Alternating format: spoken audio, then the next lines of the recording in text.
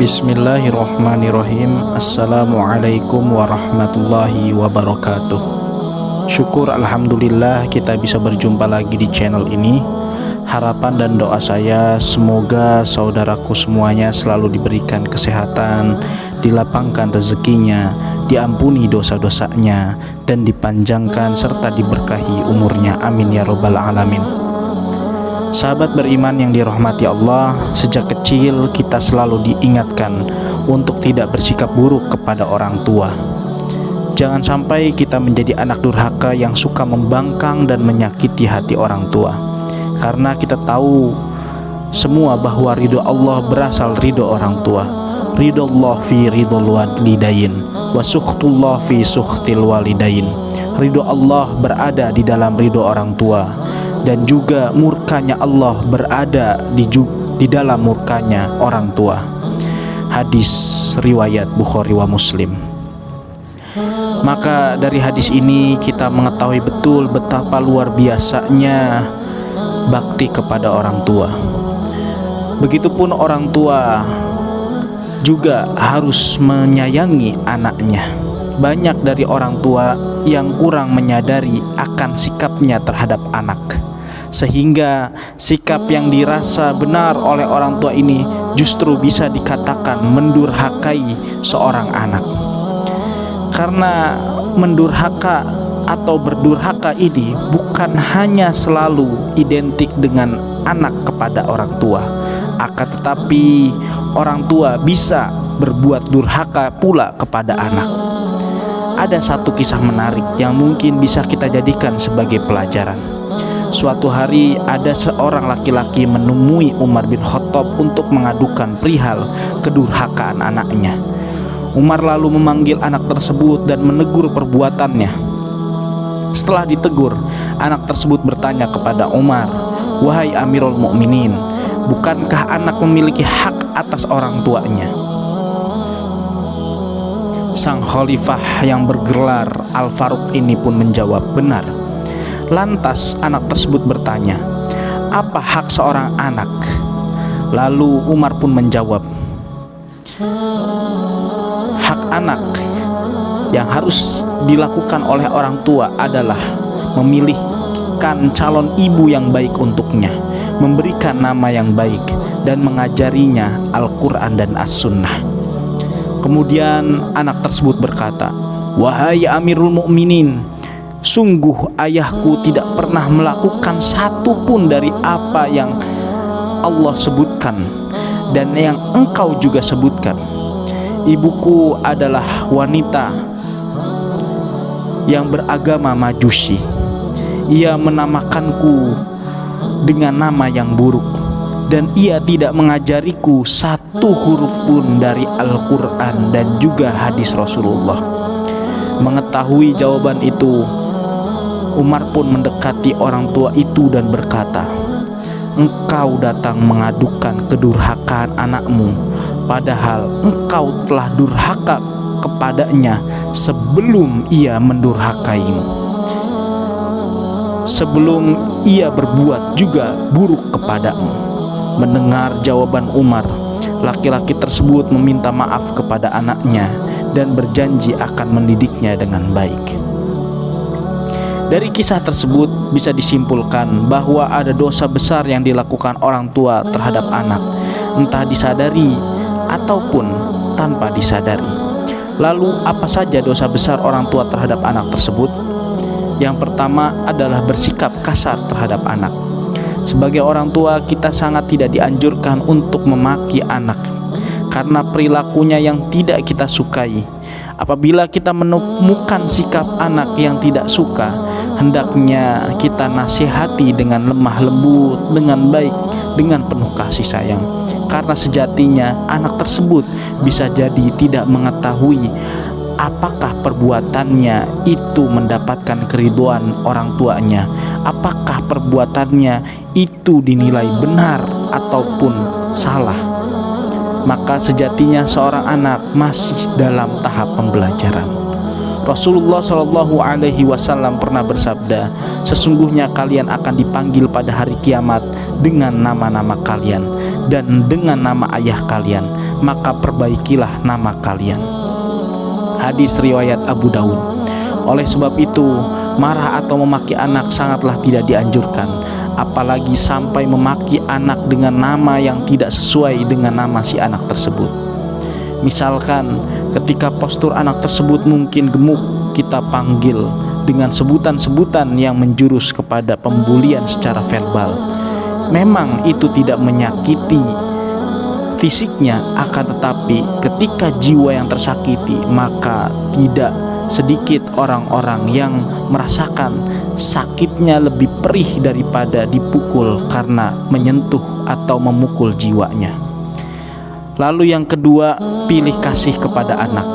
Orang tua yang memiliki anak lebih dari satu sangat tidak dianjurkan pilih kasih atau bahkan memberi lebih kepada anak kesayangan dibandingkan dengan anak yang lainnya. Sehingga yang terjadi adalah ada anak lain yang merasa terabaikan, dikecewakan. Sikap pilih kasih orang tua kepada anak bisa memicu putusnya tali silaturahmi antara sesama anak dan bisa menyebabkan pula kecemburuan sosial di antara anak-anak lainnya. Dalam hadis sahih yang diriwayatkan oleh Imam Muslim pernah dijelaskan bahwa Nu'man bin Bashir pernah bercerita, ayahku menginfakkan sebagian hartaku untuk ibuku Amroh binti Rawahah. Kemudian berkata, saya tidak suka engkau melakukan hal itu sehingga menemui Rasulullah SAW. Ayahku kemudian berangkat menemui Rasulullah sebagai saksi atas sedekah yang diberikan kepadaku. Rasulullah berkata kepadanya, apakah engkau melakukan hal ini kepada seluruh anak-anakmu? Ia berkata, tidak. Rasulullah SAW berkata, bertakwalah kepada Allah dan berlaku adillah kepada anak-anakmu. Ayahku kemudian kembali dan menarik lagi sedekah itu. Hadis riwayat Muslim. Dari hadis tersebut bisa disimpulkan bahwa kita sebagai orang tua sangat dianjurkan untuk berlaku adil kepada setiap anak-anak. Adil di sini bukan harus sama, melainkan harus sesuai dengan kebutuhan, harus sesuai dengan porsinya masing-masing. Oleh sebab itu, sebisa mungkin hindarilah pilih kasih kepada salah satu anak kita, karena dengan perilaku adil menurut porsinya, insya Allah akan terjalin silaturahmi antar anak sampai kapanpun. Yang ketiga, membanding-bandingkan anak.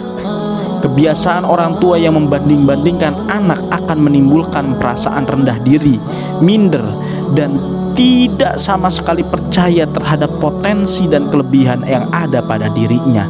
Bahkan bisa menjadi penyendiri atau gangguan mental. Apalagi jika hal yang dibandingkan adalah sesuatu yang di luar kemampuan anak, atau justru yang menjadi kelemahan dari si anak. Hal ini akan mempengaruhi pikiran juga perasaan dari anak kepada orang tua. Contoh mudah yang bisa kita lihat atau bahkan sering kita lakukan sendiri adalah membandingkan nilai pelajaran anak kita dengan temannya yang memiliki nilai jauh lebih tinggi, atau membandingkan ranking dan urutan, atau bahkan prestasi-prestasi lainnya. Padahal kita semua tahu belum tentu setiap anak mempunyai kemampuan yang sama. Bisa jadi si anak lebih cerdas dalam hal perhitungan, namun lemah dalam bahasa.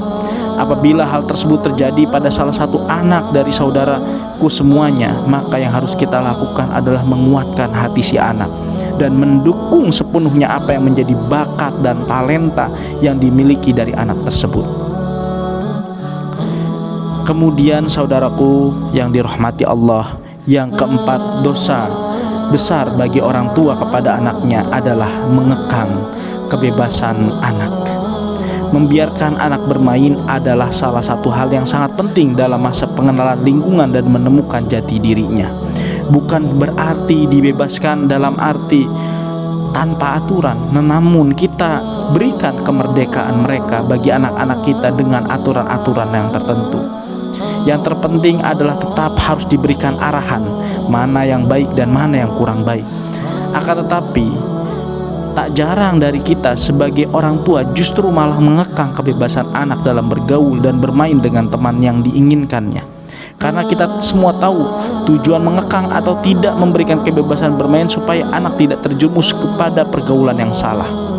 Hal tersebutlah yang akan menjadikan si anak mampu berpikir dan mendapatkan pelajaran penting perihal perbedaan, mampu membedakan mana yang harus ia teruskan dan mana yang harus ia hentikan. Bagaimana ia berteman, mana yang harus dijauhi dan mana yang harus dihindari atau lebih didekatkan. Kekhawatiran yang berlebih kepada anak, yang terpenting adalah keterbukaan anak kepada orang tua harus terjaga. Tujuannya supaya si anak akan lebih nyaman bercerita kepada orang tua. Maka sebagai orang tua yang baik, kita harus cerdas dalam mendengarkan keluh kesah, cerita ataupun kisah anak-anak kita di luar sana. Apabila ada sesuatu masalah yang belum diselesaikan, disinilah kesempatan kita sebagai orang tua yang memiliki qawamah untuk mengarahkan dan memberikan pengetahuan kepada anak mengenai suatu hal yang baik, mengenai pula suatu hal yang buruk. Kemudian yang kelima adalah mendoakan keburukan kepada anak. Berdoa bukan hanya di setiap selesai mengerjakan ibadah saja, bahkan setiap ucapan yang keluar dari lisan orang tua semuanya bisa dikatakan sebagai doa. Terkadang saudaraku, kita sebagai orang tua tidak sadar apabila mendapati anak yang tidak mematuhi perintah kita, langsung berkata buruk kepada anak-anak kita. Padahal setiap ucapan yang keluar dari mulut orang tua merupakan doa yang bisa jadi langsung dikabulkan oleh Allah Subhanahu wa Ta'ala, diaminkan oleh para malaikat. Abu Hurairah radhiyallahu anhu berkata bahwa Rasulullah Shallallahu Alaihi Wasallam pernah bersabda, ada 3 doa yang dikabulkan, yaitu adalah doa orang yang teraniaya atau terzolimi, doa musafir, dan doa keburukan orang tua atas anaknya. Hadis riwayat Tirmidzi. Oleh sebab itu, sahabat yang dirahmati Allah, berhati-hatilah dalam berbicara kepada anak. Berpikirlah terlebih dahulu apabila hendak marah kepada anak, dan hindari sebisa mungkin terbawa emosi saat marah kepada anak, apalagi sampai menyumpahi anak dengan ucapan sumpah serapah yang tidak baik, yang jauh daripada Islam. Karena Islam adalah rahmatan lil alamin, rahmat bagi seluruh alam, termasuk adalah anak-anak kita. Karena hal tersebut bisa jadi terjadi kepada si anak di kemudian hari, dan jika memang benar terjadi, barulah kita akan menyesalinya. Nauzubillah summa nauzubillah min dzalik. Lalu apa yang harus kita lakukan supaya kita tidak terbawa emosi?